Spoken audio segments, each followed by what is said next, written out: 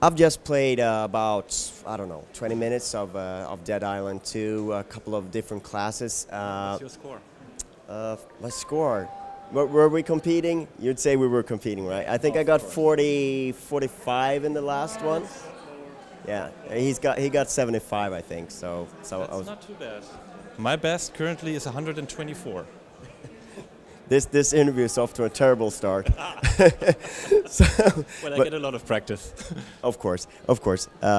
Is it about the count? I mean, it's a funny thing to do in a demo, but is it about the zombie count? Is that like something that you design into the game to sort of motivate players?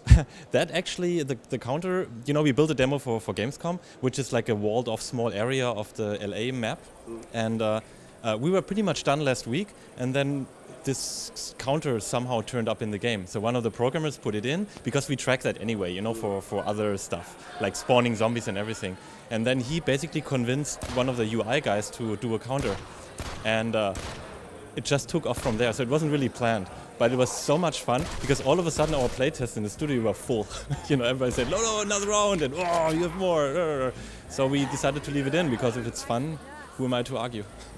So will it make it into the final game? Maybe you can make a mode where there's like something going on at the time, and the best count. You can have ideas with that as well. I'm not taking that out. Hell no. People are having too much fun with it.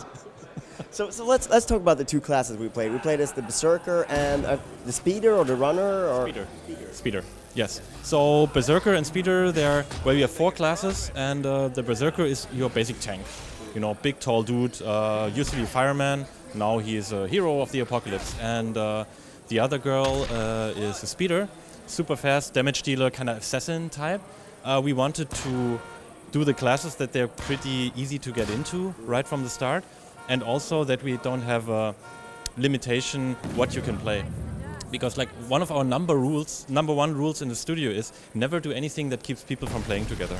So we decided we don't want, if you log in and then I say, no, dude, you have to play as a support guy because we don't have one, then you might say, no, I don't want to, and then you're off. So we didn't want that. And that's how we started constructing our heroes. So the basic level is pretty similar and easy to get into. They do get very, very complex and also complementary the longer you play, but you can play with 8 speeders if you want, because hey, why not? Exactly, and I mean, I guess that's also the number 8. You didn't go with 8 classes, you went with 4 classes, so there's always going to be some sort of imbalance or mix, or who knows, there might be more. Oh, we only saw. I'm not saying anything, but there might be more. Well, stay tuned. I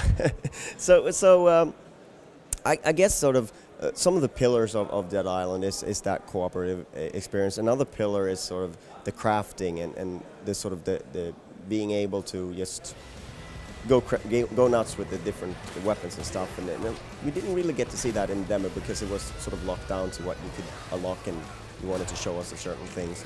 How do you sort of handle that aspect of the game?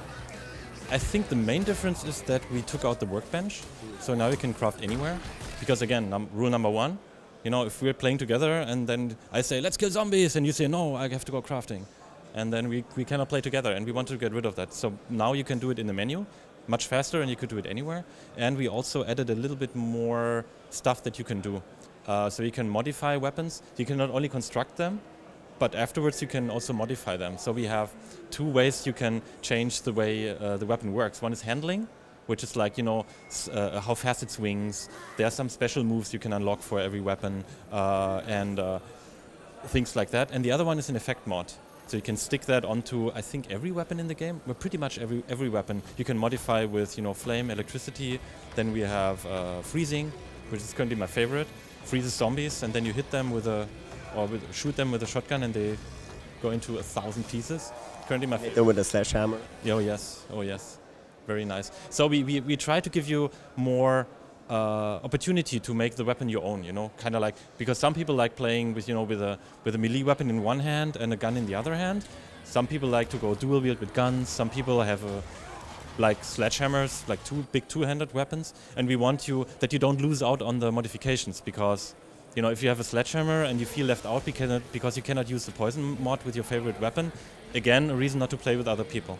So we decided to give you more.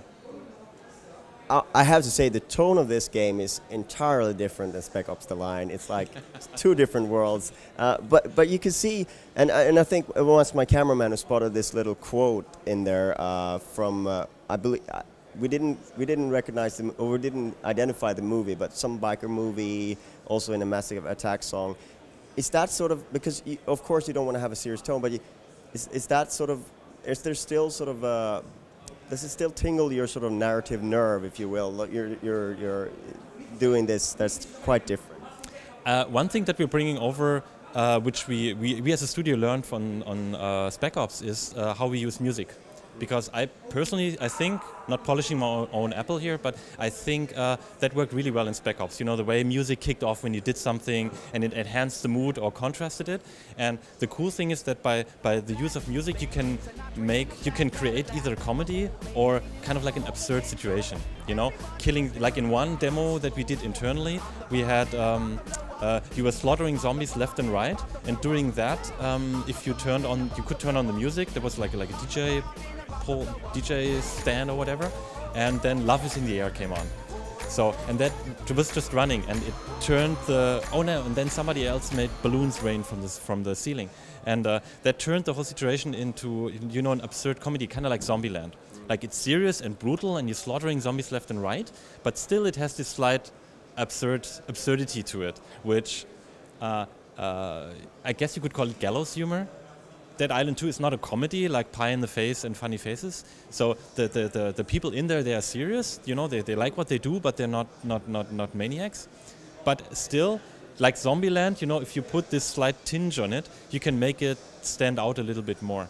I mean, Zombieland is one of my favorite zombie movies ever. And because for me it has that quality. You know, it's not slapstick, it's not I want to kill myself after I watch it because it's so sad. It kind of has a little bit of both. And that's what we're shooting for. I mean, I guess you got all that sort of physical comedy sort of, that's already there in the gameplay, so you don't sort of... Oh yeah, zombies go flying and everything. Situational comedy, I think you call it. Yeah.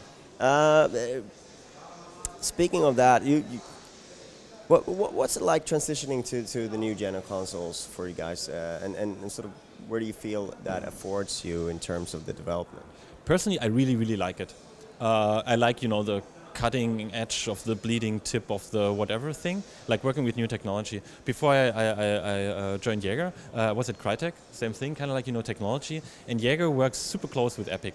I think we had access to Unreal 4 from day one, before it was announced and everything. I remember the press release. It was very early on. Jaeger is working on their next big project. We didn't get to know what it was, but with Unreal 4 was one of the first ones, I think. Yeah, it was ages ago. And and the first pitch we did for Deep Silver for Dead Island was actually built in Unreal 3 still, like the first version we did, because we like, you know, proving what we want, like not paper and, you know, big words. So one of the first things we built in pre-production was we called it a combat playground.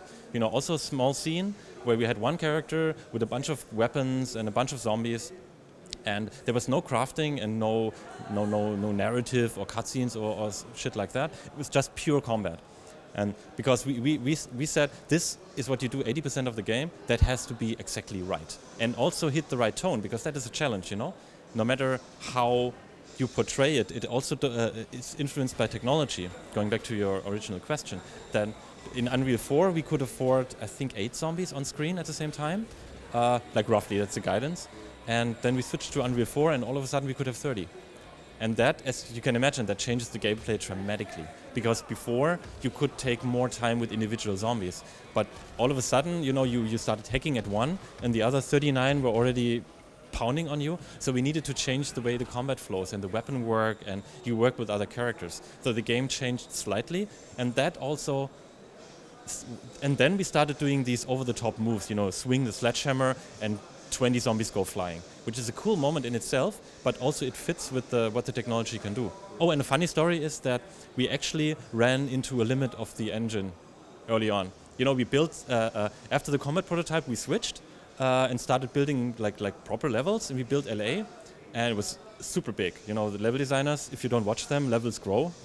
That's what they do. And Then we looked at it, and we had this really super annoying bug that the player would fall through the world randomly. You know, you're walking around, and all of a sudden you fall through the landscape into eternity. And our guys couldn't find what was wrong with it. You know, it happened sometimes it didn't. So, and then we finally started talking to Epic and say, hey dudes, we have this weird error falling through the world. And they said, we've never seen that before. Let us take a look. So we gave them a build, and one of their guys looked at it and met with our guys. And then they said, actually, what's happening is we have a limit of 500,000 physicalized entities in the world. And you guys are past that. And then we said, can we have more, please? And then back and forth, the Epic and our guys did deep matrix shit. That's the proper scientific term. And talked to NVIDIA because it was related to GPU as well. And now we can have more. Yeah. Can I have some more? That's how you deal with any big problem. So you're sort of scaling up towards the end of production. It's not that far to go. Where do you feel the product is now, and sort of what's left to do? Combat-wise, we're pretty much done. So I don't want to toot my own horn, but I really like playing our own demo, and that's rare. Normally in game development, you have to make the team play the game, and we have servers running the whole time because of, you know, the whole seamless and everything. We have like 4 or 5 servers running in the studio, and on every server, almost always there is somebody playing, either because they want to check out something or because it's fun. And the counter helped a lot, of course. We have internal competition, which is fierce and brutal. Like my 124, which I did here, nothing. I'm not even touching the, doesn't matter. And I think combat-wise and the core systems and the crafting, we're good. We're good. What we have feels right. We need to make it more pretty. And put in more stuff. Like, we don't have the full range of weapons in yet, and then when you have the full range, you need to balance it. The zombies are there, and now we have to make it run. So it's actually super exciting. It's my favorite part of game development. You know, you basically, finally you know what works, what doesn't. So it should be really simple. It's not really, but it should be simple. Do more of the stuff that is cool, do less of the stuff that is not. And we're kind of in that phase, and that's super cool. Yeah. Thank you so much for your time. You're welcome. I have the best job in the world.